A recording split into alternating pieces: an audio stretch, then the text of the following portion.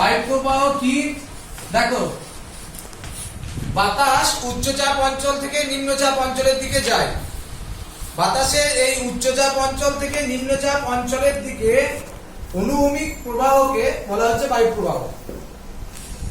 এই বায়ুপ্রবাহ আমরা তাদের উৎপত্তি বা অন্যান্য বৈশিষ্ট্যের উপর ভিত্তি করে আমরা 5 ভাগে ভাগ করতে পারি। কি কি? একটা হচ্ছে দেখো নিয়ত বায়ু, একটা হচ্ছে সাময়িক বায়ু, একটা হচ্ছে আকস্মিক বায়ু, একটা হচ্ছে স্থানীয় বায়ু। এই 4টে ভাগে ভাগ করতে পারি। এবার দেখো আমরা আসি নিয়ত বায়ু। নিয়ত বায়ুকে আমরা 3 ভাগে ভাগ করি। একটা হচ্ছে আয়ন বায়ু, একটা হচ্ছে পশ্চিমা বায়ু, আর একটা হচ্ছে মেরু বায়ু। ঠিক আছে? এবার দেখো এই সাময়িক বায়ু, এই বায়ুটা আবার 5 ভাগে বিভক্ত। কি কি? দেখো প্রথম হচ্ছে মৌসুমী বায়ু। মৌসুমী বায়ু। 2 নম্বর হচ্ছে স্থলবায়ু। 3 নম্বর হচ্ছে সামুদ্রিক বায়ু। 4 নম্বর হচ্ছে ক্যাটাবেটিক বায়ু। 5 নম্বর হচ্ছে অ্যানাবেটিক বায়ু। আকস্মিক মানে হঠাৎ করে, আমরা পরে তো এগুলোকে ব্যাখ্যা করব। আগে দেখো এই আকস্মিক বায়ু 2 প্রকার। একটা ঘূর্ণবাত, যাকে আমরা সাইক্লোন বলি, আর একটা হচ্ছে দেখো প্রতীব্য ঘূর্ণবাত, অ্যান্টি সাইক্লোন। এই ঘূর্ণবাত আবার 2 প্রকার। কি কি? একটা হচ্ছে ক্রান্তীয় অঞ্চলের ঘূর্ণবাত, আর একটা হচ্ছে নাতিশীতোষ্ণ অঞ্চলের ঘূর্ণবাত। প্রতীব্য ঘূর্ণবাত এর ভাগ নেই। এবার চলো স্থানীয় বায়ু। স্থানীয় বায়ু 2 প্রকার। একটা হচ্ছে উষ্ণ স্থানীয় বায়ু, আর একটা হচ্ছে শীতল স্থানীয় বায়ু। ঠিক আছে? এবার এদের অনেক নাম আছে, এগুলো সম্বন্ধে আমরা একটা একটা করে ব্যাখ্যা করব। তাহলে দেখো বায়ুপ্রবাহ কি? বাতাসের উচ্চচাপ অঞ্চল থেকে নিম্নচাপ অঞ্চলের দিকে অনুভূমিক প্রবাহকে বায়ুপ্রবাহ বলে। বায়ুপ্রবাহ অনুসারে বায়ু 4 প্রকার। একটা হচ্ছে নিয়ত বায়ু, একটা সাময়িক বায়ু, একটা আকস্মিক বায়ু, আর একটা স্থানীয় বায়ু। তো আজকে আমরা যেটা পড়াবো সেটা হচ্ছে নিয়ত বায়ু। তো নিয়ত বায়ু সম্বন্ধে আমরা পড়াবো, কিন্তু তার আগে দেখে নাও নিয়ত বায়ু 3 প্রকার: আয়ন, পশ্চিমা, মেরু বায়ু। এবার দেখো সাময়িক বায়ু আবার 5 প্রকার: মৌসুমী বায়ু, স্থলবায়ু, সামুদ্রিক বায়ু, ক্যাটাবেটিক বায়ু, অ্যানাবেটিক বায়ু। ঘূর্ণবাত, আকস্মিক বায়ু, এটাও 2 প্রকার। একটা ঘূর্ণবাত, একটা প্রতীব্য ঘূর্ণবাত। ঘূর্ণবাত আবার 2 প্রকার। একটা ক্রান্তীয় অঞ্চলের ঘূর্ণবাত, একটা নাতিশীতোষ্ণ অঞ্চলের ঘূর্ণবাত। স্থানীয় বায়ু, লোকাল উইন্ড, সেটা 2 প্রকার। একটা উষ্ণ, একটা শীতল। এবার এই স্থানীয় বায়ু যে অঞ্চলে প্রবাহিত হয় সেখানে নামকরণ হবে। আমরা এই ব্যাপারে আমরা ডিটেইলস আবার পরে বলবো। তো দেখো আমরা প্রথমে নিয়ত বায়ু সম্বন্ধে ব্যাখ্যা করব। তো আগের দিন আমরা চাপ বলয় পড়িয়েছিলাম। এই বায়ু প্রবাহ করতে গেলে কিন্তু চাপ বলয়টা কিন্তু ভীষণ প্রয়োজন জানা। কিরকম? দেখো এই যে চাপ বলয়টা, এটা নিরক্ষীয় নিম্নচাপ বলয়। তোমরা জানো এটা, আমরা আগের দিনই পড়িয়েছি। নিরক্ষরেখার উভয় দিকে 5 ডিগ্রি নর্থ, 5 ডিগ্রি সাউথ। তারপরে এই জায়গাটা কর্কটীয় উচ্চচাপ বলয়। কর্কটীয় উচ্চচাপ বলয়, এটাও আমরা বলেছি। তার উপরেরটা দেখো সুমেরুবৃত্ত প্রদেশীয় নিম্নচাপ বলয়। তার উপরেরটা সুমেরু উচ্চচাপ। সুমেরু উচ্চচাপ। ঠিক নিচেটাও দেখো সেম। এটা হচ্ছে মকরীয় উচ্চচাপ বলয়, সুমেরুবৃত্ত প্রদেশীয় নিম্নচাপ বলয়, আর তার নিচেরটা হচ্ছে কুমেরু উচ্চচাপ। লোকেশন গুলো দেখো 25 ডিগ্রি থেকে 35 ডিগ্রি, দুটো গোলাপ দিই। 25 ডিগ্রি থেকে 35, 60 থেকে এটা 70, এটা 80 থেকে 90। এগুলো ছবি তোমাদের আঁকতেই হবে। 60 থেকে 70 আর এটা 80 থেকে 90। এখন দেখো এই নিয়ত বায়ু সম্বন্ধে আমাদের বলতে গেলে এই চাপ বলয়ের ছবিটা আগে আঁকতে হবে। এবার দেখো আমরা নিয়ত বায়ু সম্বন্ধে বলবো। নিয়ত বায়ু, প্রথমেই আমরা বলেছি যে নিয়ত বায়ু তিন প্রকার। একটা দেখো আয়ন বায়ু। আয়ন বায়ু, তার প্রথম আমরা আয়ন বায়ু সম্বন্ধে বলি। দেখো পক্ষীয় নিম্নচাপ বলয়ের দিকে সারা বছর নিয়মিতভাবে যে বায়ু প্রবাহিত হয় তাকেই কিন্তু বলা হচ্ছে আয়ন বায়ু। আয়ন বায়ু কাকে বলে দেখো, কর্কটীয় উচ্চচাপ বলয় থেকে নিরক্ষীয় নিম্নচাপ বলয়ের দিকে এবং মকরীয় উচ্চচাপ বলয় থেকে নিরক্ষীয় নিম্নচাপ বলয়ের দিকে সারা বছর ধরে নির্দিষ্ট দিকেই যাচ্ছে, নিয়মিতভাবে যে বায়ু প্রবাহিত হয় তাকে আয়ন বায়ু বলে। আয়ন বায়ু দুই প্রকার, কি কি? একটা দেখো পৃথিবীর এই উপর দিকটা তো 0 ডিগ্রির উপর উত্তর গোলার্ধ, তাহলে এটা একটা উত্তর, আর এই যে অ্যারো চিহ্নটা এটা দেখো পূর্ব থেকে আসছে, সেজন্য উত্তর পূর্ব আয়ন বায়ু। আর নিচের দিকটা দেখো পৃথিবী দক্ষিণ গোলার্ধ, স্বাভাবিক ব্যাপার। দিকটা পূর্ব দিক থেকে স্টার্ট হচ্ছে, সেজন্য দক্ষিণ পূর্ব আয়ন বায়ু। আয়ন বায়ু দুই প্রকার, একটা উত্তর পূর্ব আয়ন বায়ু আর একটা হচ্ছে দক্ষিণ পূর্ব আয়ন বায়ু। আয়ন বায়ুর এবার দেখো আমরা কি বলবো, বৈশিষ্ট্য বলবো। তাহলে আয়ন বায়ুর বৈশিষ্ট্য কি? যে আয়ন শব্দের অর্থ পথ। আয়ন শব্দের অর্থ পথ। প্রাচীন কালে বণিকরা এই আয়ন বায়ুর গতিকে কাজে লাগিয়ে তারা কি করত, বাণিজ্য করতে যেত। তাই এই বায়ুর আর একটা নাম হচ্ছে বাণিজ্য বায়ু বা ট্রেড উইন্ড। এছাড়াও এই আয়ন বায়ু দেখো উত্তর গোলার্ধে তো পৃথিবীর স্থলভাগের পরিমাণ বেশি, সেই জন্য অনেক বাধার পরিমাণও বেশি। তাই উত্তর গোলার্ধে আয়ন বায়ুর গতিবেগ কিন্তু অপেক্ষাকৃত কম, কারণ বাধা অনেক বেশি।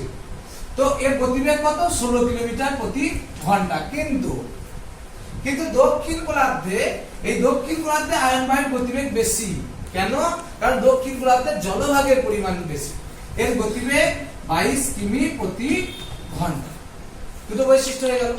3 নম্বর বৈশিষ্ট্য হচ্ছে যে এই আয়ন বায়ু উত্তর পূর্ব যে আয়ন বায়ুটা আছে, এই যে আয়ন বায়ু উত্তর গোলার্ধে, এই বায়ুর গতিকে কাজে লাগিয়ে এই বায়ুর গতির জন্য কি হয়, যে মহাদেশের পশ্চিম দিকে অধিকাংশ মরুভূমিগুলি সৃষ্টি হয়েছে।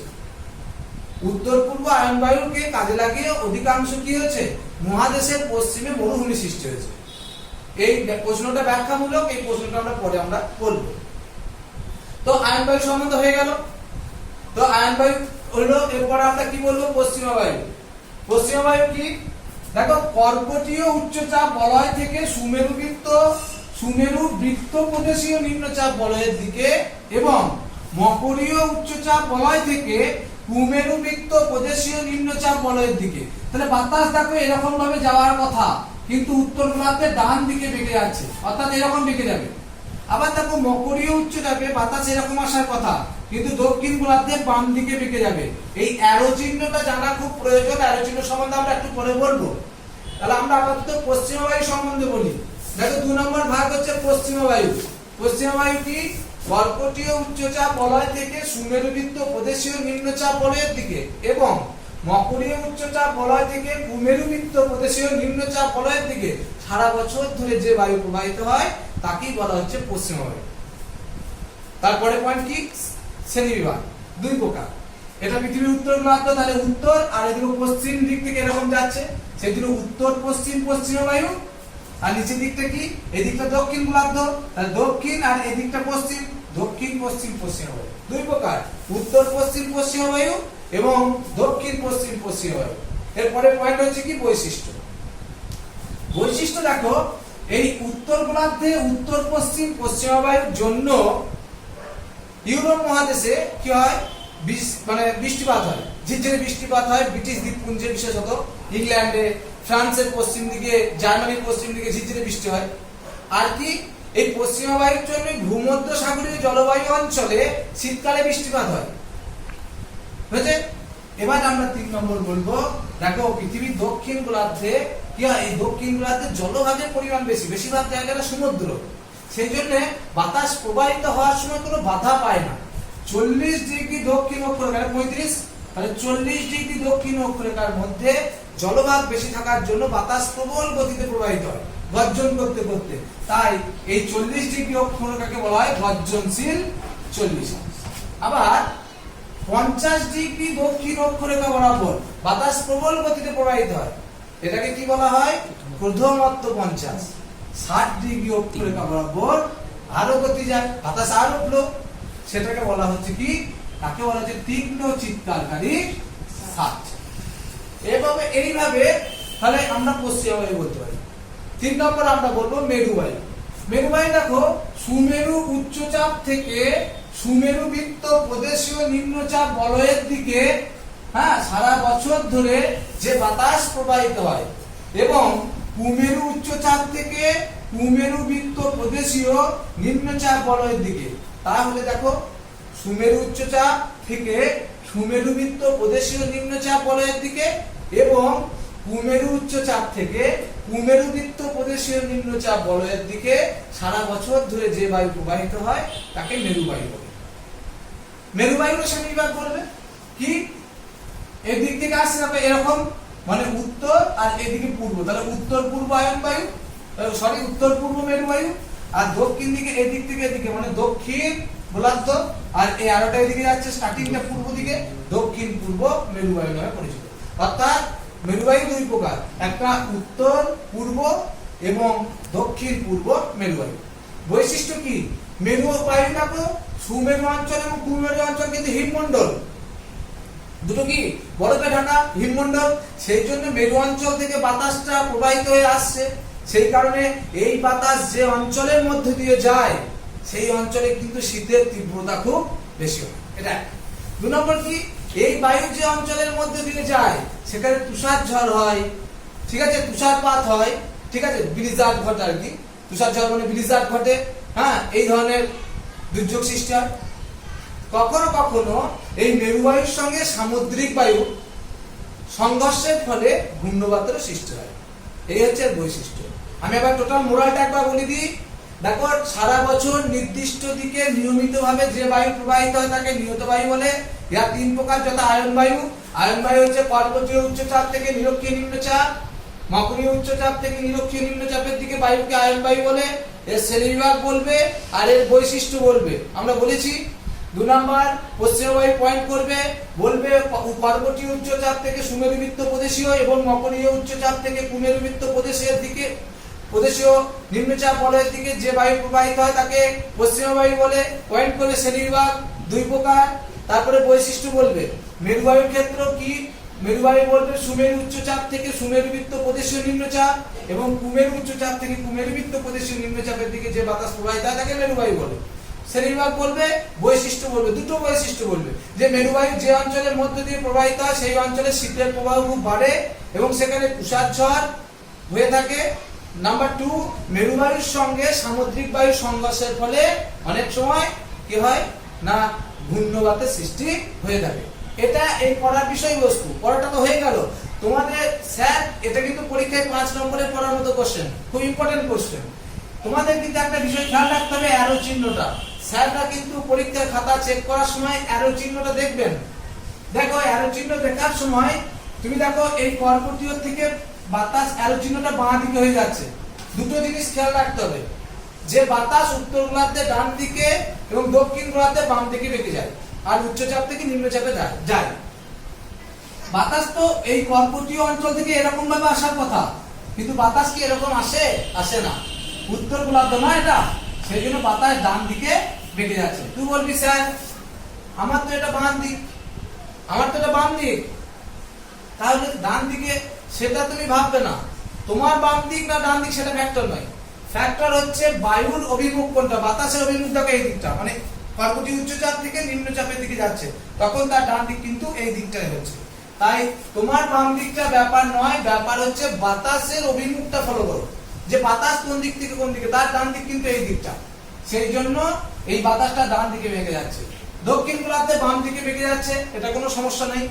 এই অ্যারো চিহ্নটা উত্তর গোলার্ধে ডান দিকে বেঁকে যাচ্ছে, কোনো সমস্যা নেই।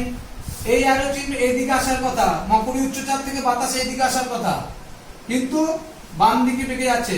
এখানেও তোমার মনে হবে যে স্যার এটা বাম দিক কেন, এটা তো আমার ডান দিক হচ্ছে। কিন্তু তোমার ওই যে বললাম তোমার ডান দিক দেখবে না, মকরীয় উচ্চচাপ থেকে কি হচ্ছে এই অঞ্চলে মকরীয় থেকে কুমেরু বৃত্ত প্রদেশের দিকে যাচ্ছে, তখন তার বাম দিকটা এইদিকে হচ্ছে। সেজন্য বাতাস এইদিকে বেঁকে যাচ্ছে। আর আবার সুমেরু অঞ্চলে বাতাস একই ঘটনা এরকম হচ্ছে। তো অ্যারো চিহ্নের বিষয়টা খেয়াল রাখবে, তোমার ডান দিক বাঁ দিকটা কোনো ফ্যাক্টর নয়, বাতাসের অভিমুখ কোনটা সেটা। এটা পরীক্ষায় পড়ার মতো একটা কোশ্চেন দেখে টিকা পড়তে পারে। নিয়ত বায়ু এই যে পড়াটা আগে পড়ালাম, ওখান থেকে কি কি কোশ্চেন আসতে পারে? একটা কোশ্চেন আসতে পারে, দেখো নিয়ত বায়ু প্রবাহ সম্বন্ধে লেখো, এটা একটা আসতে পারে, এটা 5 নম্বর। 2 নম্বর আসতে পারে আয়ন বায়ুকে বাণিজ্য বায়ু বলা হয় কেন, বাণিজ্য বায়ু বলে কেন, এটা 3 নম্বর আসতে পারে। 3 নম্বর আসতে পারে কোশ্চেন, সেটা হচ্ছে উত্তর পূর্ব আয়ন বায়ুর জন্য মহাদেশের পশ্চিম দিকে মরুভূমি সৃষ্টির কারণ, এটাও একটা 3 নম্বরের কোশ্চেন আসতে পারে। অথবা মেরুবায়ু টিকা, পশ্চিম বায়ু টিকা। তারপরে দেখো 4 নম্বর হচ্ছে গর্জনশীল 40 আসতে পারে। 5 নম্বর হচ্ছে ITCZ আসতে পারে। এই 3 নম্বরের ব্যাখ্যাগুলো আমরা পরে আসবো। গর্জনশীল 40 আগেই বলেছি, আগে তাহলে এখন বলবো ITCZ। দেখো ITCZ পুরো কথা ইন্টার ট্রপিক্যাল কনভার্জেন্স জোন, অর্থাৎ আন্তঃক্রান্তীয় অভিসরণ অঞ্চল। কর্কটীয় উচ্চচাপ বলয় থেকে আসা উত্তর পূর্ব আয়ন বায়ু, এই যে আসছে উত্তর পূর্ব আয়ন বায়ু, এবং মকরীয় উচ্চচাপ অঞ্চল থেকে আসা দক্ষিণ পূর্ব আয়ন বায়ু নিরক্ষরেখার উভয় দিকে 5 ডিগ্রি উত্তর এবং 5 ডিগ্রি দক্ষিণ অক্ষাংশের মধ্যবর্তী অঞ্চলে কি হচ্ছে, মিলিত হচ্ছে। এই মিলন অঞ্চলটি ITCZ নামে পরিচিত। অর্থাৎ কি বলো, কর্কটীয় উচ্চচাপ বলয় থেকে আসা উত্তর পূর্ব আয়ন বায়ু এবং মকরীয় উচ্চচাপ বলয় থেকে আসা দক্ষিণ পূর্ব আয়ন বায়ু নিরক্ষরেখার উভয় দিকে 5 ডিগ্রি উত্তর এবং 5 ডিগ্রি দক্ষিণ অক্ষরেখার মধ্যবর্তী অঞ্চলে মিলিত হয়। এই মিলন অঞ্চলটিকে ITCZ বলে। বৈশিষ্ট্য কি দেখো, বৈশিষ্ট্য সেই ডোলডান্সের মতো, চাপ বলয় ডোলডান্স বলেছিলাম, দেখবে আগের দিনে ভিডিওতে আছে, দেখবে কি না, এই অঞ্চলে বাতাস স্রোত অর্থাৎ বায়ুর স্রোত দেখা যায়, অর্থাৎ বাতাস গরম হয় উপর দিকে উঠে যায় এই অঞ্চলে, কারণ এদিকে বাতাস আসছে এদিকে আসছে, যার ফলে বাতাসে অনুভূমিক প্রবাহ হয় না, এই অঞ্চলে বাতাস উপর দিকে উঠে যায়। এটা এক বৈশিষ্ট্য, যে এই অঞ্চলে বাতাসের উলম্ব স্রোত লক্ষ্য করা যায়। 2 নাম্বার কি, পৃথিবীর একদম আমাদের ভারতের দক্ষিণ দিকে ভারত মহাসাগর থেকে প্রশান্ত মহাসাগর পর্যন্ত এই একটা বিরাট অঞ্চল, এই অঞ্চলে কিন্তু আন্তঃক্রান্তীয় অভিসরণ অঞ্চল দেখা যায়। ভারত মহাসাগর, আফ্রিকার নিচে আটলান্টিক মহাসাগর এবং প্রশান্ত মহাসাগর জুড়ে কিন্তু এই আন্তঃক্রান্তীয় অভিসরণ অঞ্চল লক্ষ্য করা যায়। তবে ভারত মহাসাগরে আন্তঃক্রান্তীয় অভিসরণ অঞ্চলের পরিমাণটা বেশি। এই হচ্ছে বৈশিষ্ট্য। তুমি বলতেই পারো এই অঞ্চলে পরিচলন বৃষ্টি হয়, সে নিরক্ষীয় নিম্নচাপের বৈশিষ্ট্য 2-1টা বলে দিতে পারো, দিয়ে অবশ্যই ডান দিকে ছবিটা দিয়ে দেবে। এই ছবিটা আমরা বললাম, এবার আমরা বলবো সাময়িক বায়ু। এই সাময়িক বায়ু আমরা আগে বলেছি, দেখো 4-5 প্রকার। কি কি? একটা মৌসুমী বায়ু, আমরা লিখছি না শব্দটা, স্থলবায়ু, সামুদ্রিক বায়ু, ক্যাটাবেটিক আর অ্যানাবেটিক। ঠিক আছে, 5 প্রকার। আমরা এখন মৌসুমী বায়ু সম্বন্ধে বলবো। দেখো মৌসুমী বায়ু, প্রথমে স্টার্টিং দেবো মৌসিম, একটি আরবি শব্দ এবং মালায়ালাম শব্দ মনসিন, যার অর্থ ঋতু। ঋতু পরিবর্তনের সাথে সাথে এই বায়ু দিক এবং গতি পরিবর্তন হয়, সেই কারণে এই বায়ুর নাম হয়েছে মৌসুমী বায়ু। এই মৌসুমী বায়ু 2 প্রকার। কি কি? একটা হচ্ছে দক্ষিণ পশ্চিম মৌসুমী বায়ু, আর একটা হচ্ছে উত্তর পূর্ব মৌসুমী বায়ু। এখন এই দক্ষিণ পশ্চিম মৌসুমী বায়ুর একটা নাম আছে, তার নাম হচ্ছে আগমনকারী মৌসুমী বায়ু, যেটা বর্ষাকালে আসে। আর উত্তর পূর্বটার নাম হচ্ছে প্রত্যাবর্তনকারী মৌসুমী বায়ু। ঠিক আছে, এবার দেখো আমরা এই ব্যাপারে ডিটেইলস বলি। প্রথম আমরা দক্ষিণ পশ্চিম মৌসুমী বায়ু সম্বন্ধে বলি। দেখো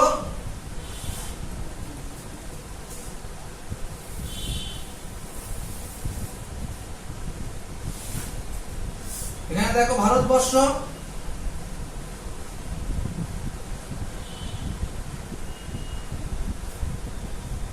ঠিক আছে, আমরা বলছি কিন্তু দক্ষিণ পশ্চিম মৌসুমী বায়ু। দেখো ভারতবর্ষের নিচে এই দিকটা সেই গোল পৃথিবী 9 এ পড়েছিলে, যে 0 ডিগ্রি নিরক্ষরেখা আছে এবং রবি মার্গের ব্যাপারটা পড়েছিলে। অতটা বলার প্রয়োজন নাই, কিন্তু কনসেপ্টটা একটু প্রয়োজন আছে। যে মার্চ মাসের 21 মার্চের পর থেকে 21 মার্চের পর সূর্য নিরক্ষরেখা লম্বভাবে কিরণ দেয়, তারপর থেকে সূর্য আস্তে আস্তে কি হয়, উত্তর গোলার্ধের দিকে ঝুঁকে থাকে। এবং এপ্রিল এবং মে মাসে ভারত ভূখণ্ড জুড়ে, শুধু ভারত নয়, সমগ্র ভারতীয় যে উপমহাদেশ আছে, বৃহৎ ভূখণ্ড জুড়ে স্থলভাগে সূর্যরশ্মি বেশি কিরণ পায়। স্বাভাবিক, গ্রীষ্মকাল তো। তাহলে মার্চ মাসের পর থেকে উত্তর দিকে সূর্য ঝুঁকে কিরণ দেয়। এবং দেখো এপ্রিল মে মাসে স্থলভাগে সূর্যরশ্মি অধিক কিরণ পায়, যার জন্য স্থলভাগে নিম্নচাপের সৃষ্টি হয়। কিন্তু ভারতবর্ষের এই দক্ষিণ এবং পশ্চিম দিকে জলভাগ রয়েছে, সেগুলো কিন্তু ততটা স্থলভাগের মতো উত্তপ্ত হতে পারে না। তাই এই জলভাগে কিন্তু উচ্চচাপ বিরাজ করে। এই কারণে বাতাসের চাপের ভারসাম্য বজায় রাখার জন্য উচ্চচাপ অঞ্চল থেকে এই নিম্নচাপ অঞ্চলের দিকে যে বাতাস প্রবাহিত হয়, এই বাতাসই দক্ষিণ পশ্চিম মৌসুমী বায়ু নামে পরিচিত। কি বৈশিষ্ট্য দেখো, এই দক্ষিণ পশ্চিম মৌসুমী বায়ু এর আবার দুটো ভাগ।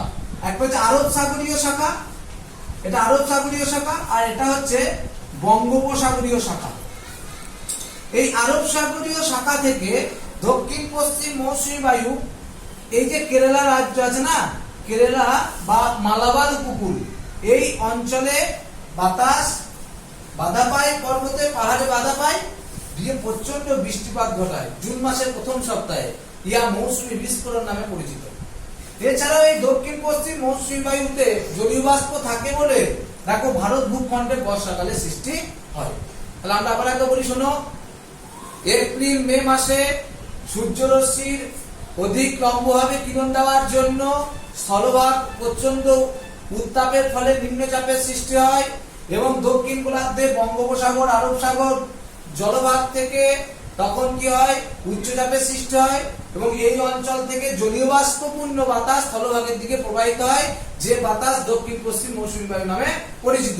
এই দক্ষিণ পশ্চিম মৌসুমী বায়ু দুটো শাখা, একটা আরব সাগর থেকে যাচ্ছে তাই আরব সাগরীয় শাখা, একটা বঙ্গোপসাগর থেকে যাচ্ছে সেটা বঙ্গোপসাগরীয় শাখা। এখন এই দক্ষিণ পশ্চিম মৌসুমী বায়ুর আরব সাগরীয় শাখা ভারতবর্ষের দক্ষিণ পশ্চিমে কেরালা রাজ্যে বা মালাবার উপকূলে জুন মাসের প্রথম সপ্তাহে কি হয়, প্রচন্ড বৃষ্টিপাত ঘটায় এবং মৌসুমী বায়ুর আগমন ঘটায়। তাই ইয়া মৌসুমী বিস্ফোরণ নামে পরিচিত। এটা। আর এই বঙ্গোপসাগরীয় শাখা থেকে এখানে দেখো আমাদের যে চেরাপুঞ্জি পশ্চিমবঙ্গে, এই অঞ্চলেও কিন্তু বৃষ্টিপাত ঘটায়। এটা গেল দক্ষিণ পশ্চিম। আবার দেখো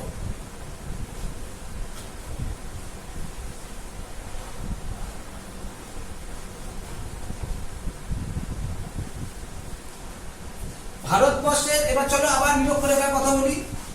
সেই দেখো 23 সেপ্টেম্বর রবি মার্গ, 21 মার্চ আর 23 সেপ্টেম্বর নিরক্ষরেখা লম্বভাবে কিরণ দেয়। সে রবি মার্গের ব্যাপারটা একটু ভাবো। 23 সেপ্টেম্বরের পর থেকে সূর্য কি হয়, দক্ষিণ গোলার্ধের দিকে ঝুঁকে কিরণ দেয়। তখন দেখো উত্তর গোলার্ধের স্থলভাগে কি হয়, সূর্যরশ্মি তীর্যকভাবে কিরণ দেয়, দিনের দৈর্ঘ্য কমে যায়, তার ফলে স্থলভাগে তাপ বিকিরণ করে স্থলভাগ শীতল হয়ে যায়। এর ফলে স্থলভাগে কিন্তু তখন কি হয়, উচ্চচাপ বিরাজ করে। কিন্তু আরব সাগর, বঙ্গোপসাগর, ভারত মহাসাগর এই জায়গাগুলিতে তখন উচ্চচাপ বিরাজ করে। এই জন্য এই জায়গাগুলিতে নিম্নচাপ বিরাজ করে। এই জন্য স্থলভাগ থেকে জলভাগের দিকে যে বাতাস প্রবাহিত হয় তাকেই বলা হয় প্রত্যাবর্তনকারী মৌসুমী বায়ু, বা উত্তর পূর্ব দিক থেকে আসছে তাই উত্তর পূর্ব মৌসুমী বায়ু। বৈশিষ্ট্য কি? এই বায়ুটা স্থলভাগ থেকে আসছে তাই বাতাসে জলীয় বাষ্প থাকে না। 2 নম্বর, এই বায়ু অক্টোবর নভেম্বর মাসে প্রবাহিত হয়। এই বায়ু ভারতবর্ষের শীতকালের সূচনা করে। আর কি, এই বায়ুর জন্যই এই যে পূর্ব দিকটা দক্ষিণ পশ্চিম মৌসুমী বায়ু, পশ্চিম দিকটা মালাবার উপকূল, আর এই জায়গাটার উপকূলটাকে করমণ্ডল উপকূল বলে। আমরা ভারত পড়ানোর সময় পড়েছিলাম উপকূলে।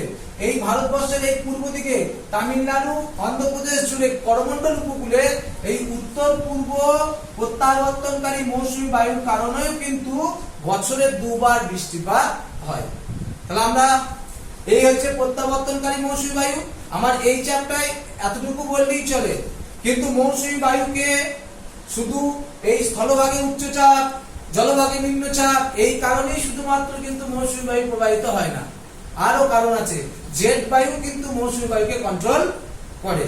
কিন্তু জেট বায়ু কিভাবে মৌসুমী বায়ুকে কন্ট্রোল করে সে ব্যাপারে কিন্তু আমরা আবার পরে ব্যাখ্যামূলক কোশ্চেন যখন 3 নম্বরে আলোচনা করব তখন আমরা বলবো। কিন্তু এখন সাময়িক বায়ু হিসাবে বলতে গেলে এতটুকুই, আর আমরা এতটুকুই আমরা বলবো। স্থলবায়ু সম্বন্ধে। স্থলবায়ু একটা সামুদ্রিক, স্থলবায়ু দেখা একটা সাময়িক বায়ু। আমরা স্থলবায়ু সম্বন্ধে বলি, সোজা কথায় স্থলভাগ থেকে সমুদ্রের দিকে যে বায়ু প্রবাহিত হয় তাকে স্থলবায়ু বলে। প্রথম সংজ্ঞাটা দিবি যে কি, দেখো, স্থলভাগ থেকে সমুদ্রের দিকে বা জলভাগের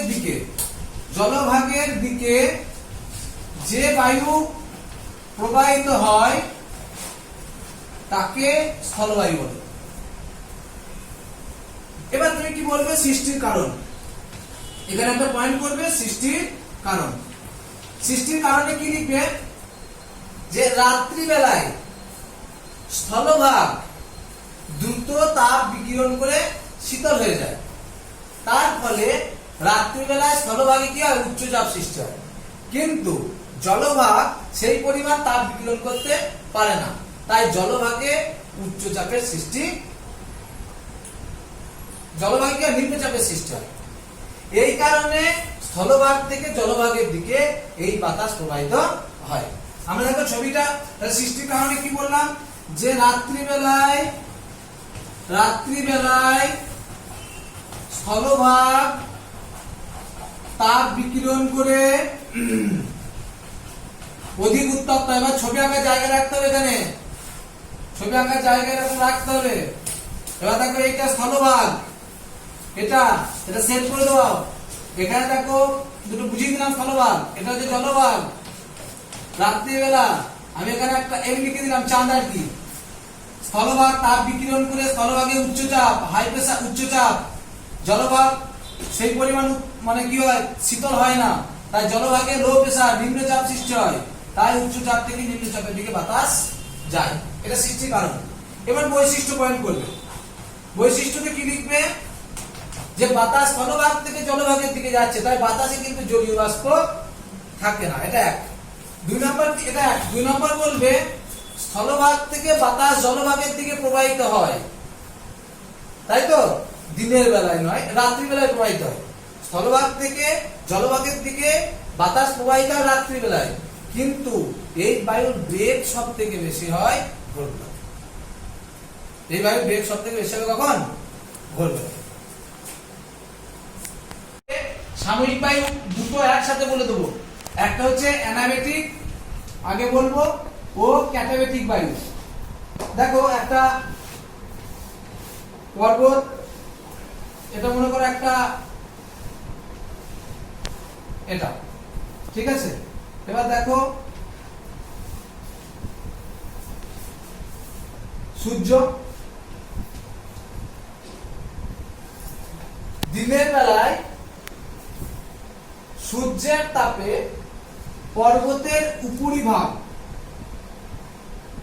বেশি উত্তপ্ত হয়, কিন্তু পর্বতের এই উপত্যকা অংশ মানে এই অংশ সেই পরিমাণ উত্তপ্ত হয় না। স্বাভাবিক, দিনের বেলায় সূর্যের তাপে পর্বতের এই যে চূড়াটা যে পরিমাণ উত্তপ্ত হবে, পর্বতের এই যে নিচু অংশটা অতটা তো টেম্পারেচার সূর্যরশ্মি যাবে না, প্রখরতা তো কম হবে, তার ফলে উপত্যকা অংশে কিন্তু সেই পরিমাণ উত্তপ্ত হতে পারে না। এই কারণে দিনের বেলায় পর্বতের উপরি অংশে তাপ বেশি পাওয়ার জন্য এখানে কিন্তু নিম্নচাপের সৃষ্টি হয়, এবং উচ্চচাপ সূর্যরশ্মি বেশি পায় না, তার জন্য উপত্যকা অংশে উচ্চচাপের সৃষ্টি হয়।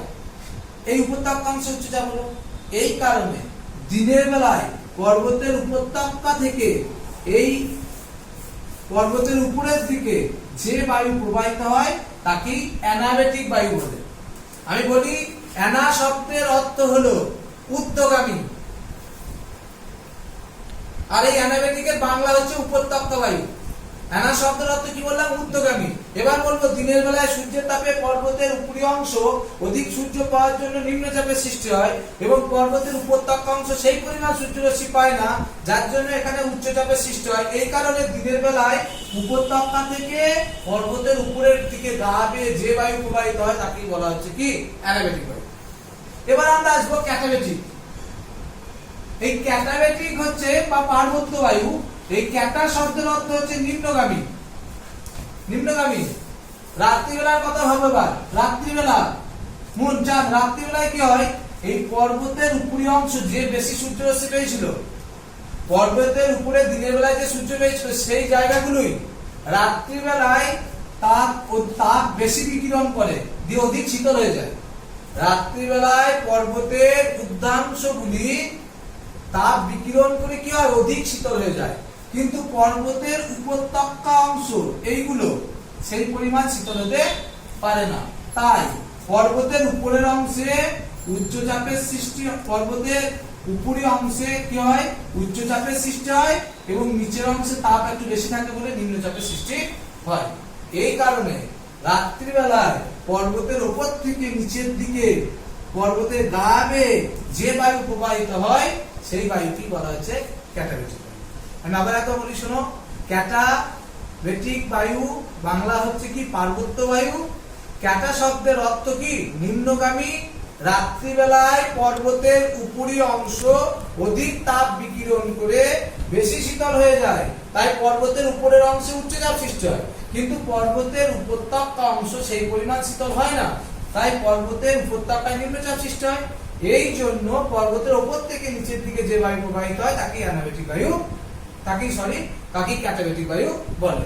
বৈশিষ্ট্য দেখো, যেহেতু পর্বতের ঢাল বেয়ে প্রবাহিত হয় সেই কারণে এই বায়ু কিন্তু গতিবেগ বেশি, আর অ্যানাবেটিক বায়ু যেহেতু নিচে দিকে উপরে যাচ্ছে সেই জন্য এই বায়ু গতিবেগ কম। এই তো হচ্ছে সাময়িক বায়ু। টোটালটা আমরা সাময়িক বায়ু বলে দিলাম। সাময়িক বায়ু তাহলে দেখো যে কাকে বলে, একবার বলি। সাময়িক বায়ু হচ্ছে যে বছরের একটা নির্দিষ্ট সময়ে বা দিনের একটা নির্দিষ্ট সময়ে যে বাতাস প্রবাহিত হয় তাকে সাময়িক বায়ু বলে। তাহলে সাময়িক বায়ু আমরা ব্যাখ্যা করার সময় দেখো মৌসুমী বায়ু, তারপরে দেখো স্থলবায়ু বলেছি, তারপরে দেখবে আমরা সামুদ্রিকটা খাতায় করে দিয়েছি।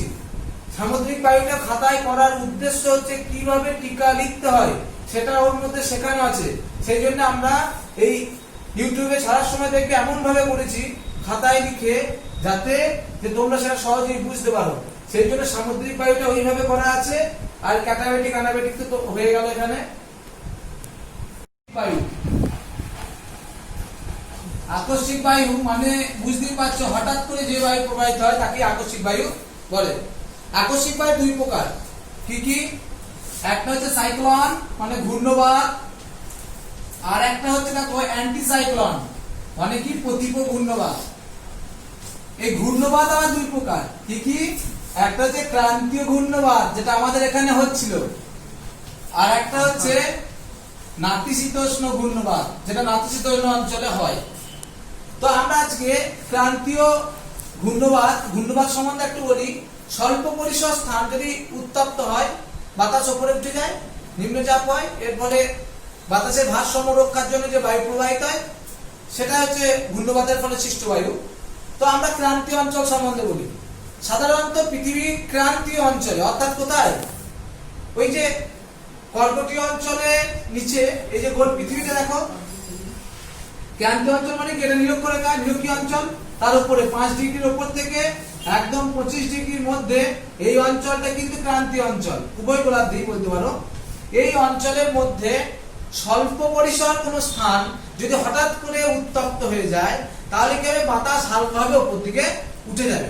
এর ফলে সেই জায়গায় কি হবে, নিম্নচাপের সৃষ্টি হবে। তখন পার্শ্ববর্তী উচ্চচাপ অঞ্চল থেকে প্রবল জোরে বাতাস ওই নিম্নচাপ অঞ্চলের দিকে প্রবাহিত হয়। ঠিক আছে, এই যে বায়ু প্রবাহ, এটা হচ্ছে ক্রান্তীয় ঘূর্ণবাত। বৈশিষ্ট্য কি? বৈশিষ্ট্য হচ্ছে ক্রান্তীয় ঘূর্ণবাতে বাতাসের গতিবেগ প্রায় 200 কিলোমিটার। আমরা জানি এই কিছুদিন আগে হলো, এগুলো ক্রান্তীয় ঘূর্ণবাত, সাইক্লোন।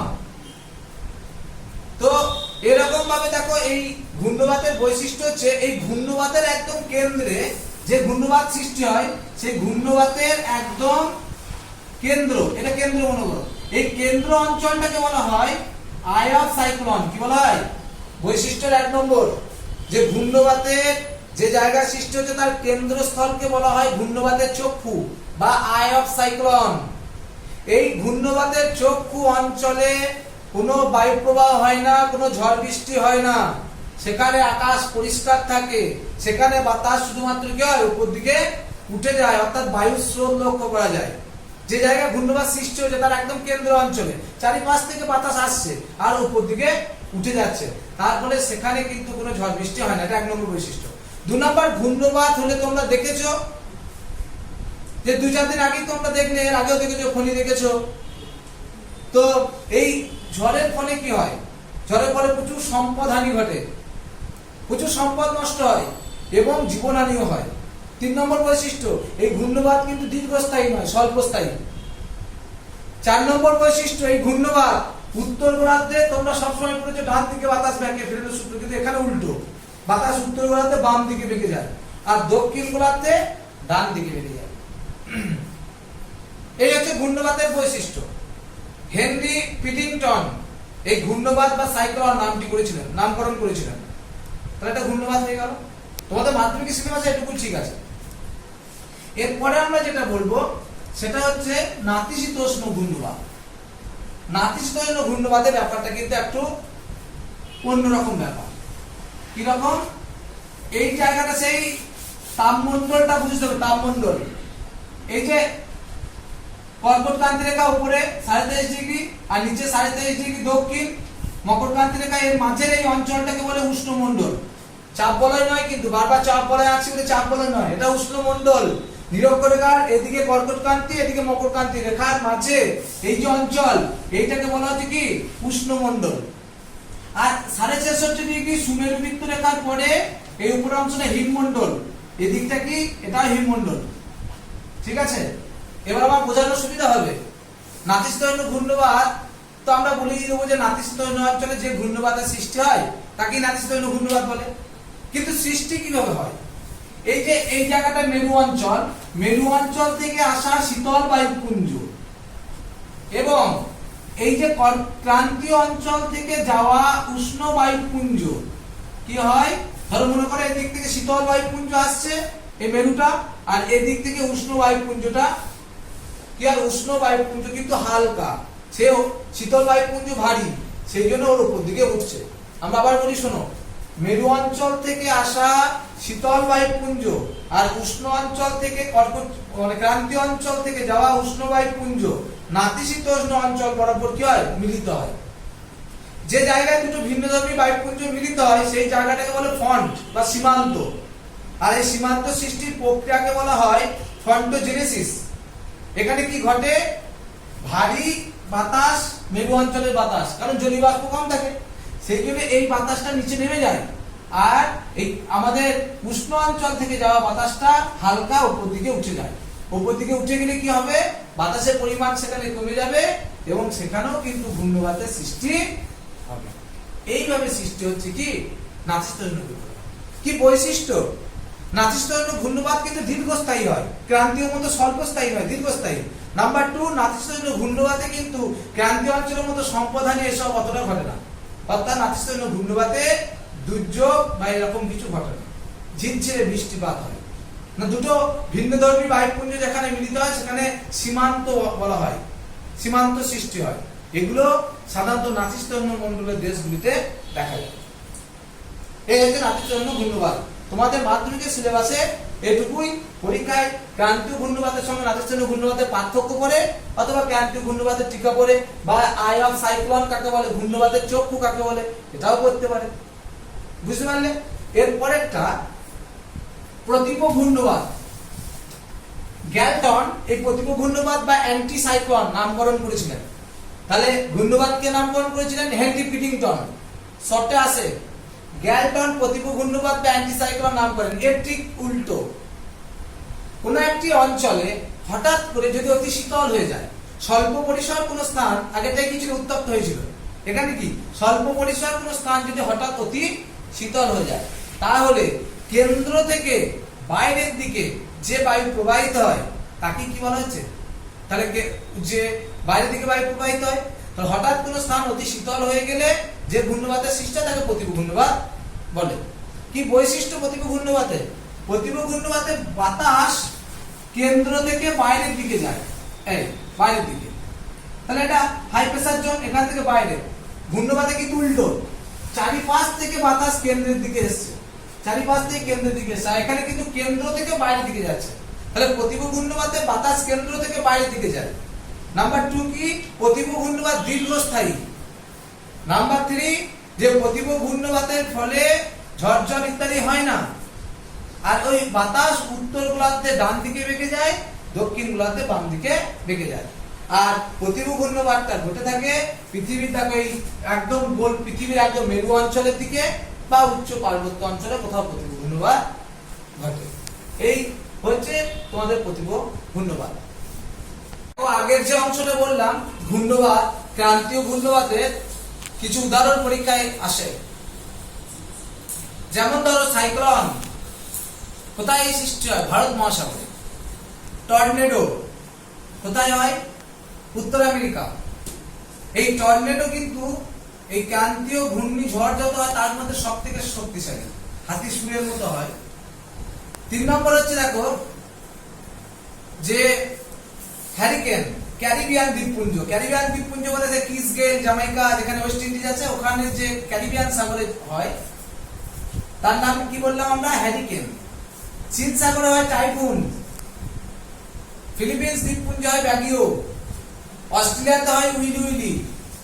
এই সকল ক্রান্তীয় ঝড় প্রকৃতপক্ষে সৃষ্টির কারণ একই, বাতাস গরম হয়, উপরে ওঠে, ওই ব্যাপারে। তো আমরা এরপরে আজকে আর একটা বায়ু প্রবাহ, সাময়িক বায়ু তো হয়ে গেছে। নরমালি যে বায়ুগুলো আছে তার মধ্যে একটা, সেটা হচ্ছে স্থানীয় বায়ু। এটাই অবশিষ্ট আছে। আমরা স্থানীয় বায়ু সম্বন্ধে বলি। দেখো এই স্থানীয় বায়ু থেকে কিন্তু কোনো বড় কোশ্চেন এখনো করেনি। স্থানীয় বায়ু 2 প্রকার, একটা উষ্ণ প্রকৃতির আর একটা শীতল প্রকৃতির। বেশিরভাগ ক্ষেত্রে কি শর্ট কোশ্চেন করে যে কোথায় দেখা যায় এই লোকেশনটা। যেমন দেখো উষ্ণ প্রকৃতির স্থানীয় বায়ু যদি বলি আমরা লু, তাহলে উষ্ণ প্রকৃতির স্থানীয় বায়ু একটা হচ্ছে বায়ুর নাম, হ্যাঁ, আর একটা হচ্ছে অবস্থান। দেখো লু কোথায়? ভারতবর্ষের উত্তর পশ্চিম দিকে। লোকাল উইন্ড, কোন একটা নির্দিষ্ট অঞ্চলে এই বায়ু প্রবাহিত হয় এবং ওখানকার জলবায়ুকে নিয়ন্ত্রণ করে, তাকে স্থানীয় বায়ু বলে। তো লু ভারতবর্ষের উত্তর পশ্চিমে গ্রীষ্মকালে দেখা যায়। 2 নম্বর হচ্ছে চিনুক। চিনুক নাম তোমরা শুনবে, ক্লাস 8 এ ছিল, তোমাদের একটু নামটা শোনা লাগবে। চিনুক কথার অর্থ তুষার ভক্ষক। এটা উষ্ণ বায়ু। এটা দেখা যায় কোথায়? উত্তর আমেরিকায় রকি পর্বতের পূর্ব ঢালে। এটা একটা। 2 নম্বর উষ্ণ বায়ু হচ্ছে দেখো সিরোক্কো। সিরোক্কো কি? আফ্রিকা মহাদেশে দেখা যায়, ধূলিঝড়ের মতো। এই যে আফ্রিকা মহাদেশে দেখা যায় সিরোক্কো। তারপর দেখো খামসিন, ঠিক আছে। তারপর দেখো ফন। ফন মনে রাখবে, ফনটা পরীক্ষায় আসে। ফন উষ্ণ বায়ু প্রবাহিত হয় রাইন নদীর তীরে। আর এই ফন বায়ুটা সুইজারল্যান্ডকে জলবায়ুগত মরুদ্যানে পরিণত করেছে। এটা তোমরা টেস্ট পেপার বা কোনো সেট করতে গেলে তখন পাবে। এগুলো লু বায়ু তোমরা বইও দেখবে অনেক আছে। আর শীতল বায়ু কি কি দেখো, এক নম্বর শীতল বায়ুর নাম যদি বলি, প্রথম আমরা বলবো বোরা, যেটা দেখা যায় আড্রিয়াটিক উপসাগর, ঠিক আছে। তারপর দেখো মিস্ট্রাল, এই যে মিস্ট্রাল বায়ু, মিস্ট্রাল বায়ুটা দেখা যায় কোথায়, রন নদীর তীরে, এটা শীতল বায়ু। পরীক্ষায় মিস্ট্রাল ফনের মধ্যে কিন্তু একটু কনফিউজ হয়, যে ফন বায়ুটা দেখা যায় রাইন নদীর তীরে, কিন্তু মিস্ট্রাল দেখা যায় রন নদীর তীরে। এছাড়াও দেখো আমরা বলবো যে এই যে খামসিন, যে আফ্রিকার পূর্ব দিকে এবং দেখো পশ্চিমে গিনি উপকূলেও, সাধারণত আফ্রিকা মানে তো উষ্ণ জলবায়ু, কিন্তু ওই অঞ্চলে এক প্রকার শীতল বায়ু প্রবাহিত হয়, তারপর আবহাওয়াটাকে কি করে আরামদায়ক করে তোলে। সেই বাতাসটার নাম হচ্ছে হারমাট্টান। এই হারমাট্টানকে বলা হয় ডক্টর উইন্ড। কি বলা হয়? ডক্টর উইন্ড, ঠিক আছে। তাহলে আগে আমরা এটা শর্ট কোশ্চেন পড়ে, এখান থেকে আগে ক্রান্তীয় ঘূর্ণিঝড়ের নামগুলো তোমাদের জানতে হবে। ওই ঝড় থেকে শর্ট প্লাস স্থানীয় বায়ুর নাম, এখান থেকে শর্ট আসবে, এখান থেকে বড় কোশ্চেন আসে না।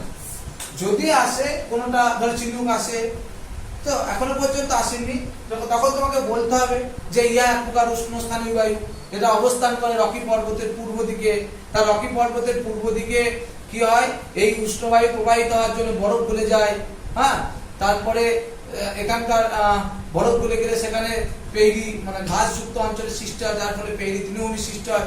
এই ধরনের তখন তোমাকে ব্যাখ্যা দিতে পারে, লু বলতে পারে যে লু সম্বন্ধে দেখো, তখন তোমাকে বলতে হবে লু এক প্রকার উষ্ণ এবং শুষ্ক স্থানীয় বায়ু, অবস্থান ভারতবর্ষের উত্তর পশ্চিম দিকে ইয়া অবস্থান করে। 3 নম্বর কি বৈশিষ্ট্য দিতে হবে, যে বৈশিষ্ট্যটা আমরা কি বলবো, যে লু বায়ু যে অঞ্চলের মধ্যে দিয়ে প্রবাহিত হয় সেখানকার টেম্পারেচার হয় প্রায় 40 থেকে 50 ডিগ্রি। লু বায়ু প্রবাহের ফলে সেই অঞ্চলে কিন্তু প্রচুর মানে কি বলবো প্রচুর প্রাণীর মৃত্যু হয়। তাহলে এরকম তখন লু বায়ু যদি টিকা পড়ে তখন কি বলবে, লু এক প্রকার উষ্ণ শুষ্ক বায়ু। তারপর বলবে অবস্থান ভারতের উত্তর পশ্চিম, তখন তোমাকে ভারতের এই দিকটা ছবি দিয়ে দিতে হবে, এরকম জায়গায় এই যে এই জায়গাটা টোটাল এই অঞ্চলটা লু প্রবাহিত হয়, হ্যাঁ। তারপরে বৈশিষ্ট্য বলতে হবে যে টেম্পারেচার 50, এই তো হয়ে গেল। এখান থেকে যদি টিকা আসে তো এরকম করতে হবে। তো বেশিরভাগ ক্ষেত্রে শর্ট কোশ্চেনে আসে। যাই হোক, তোমাদের বায়ু প্রবাহ অংশটা শেষ হলো।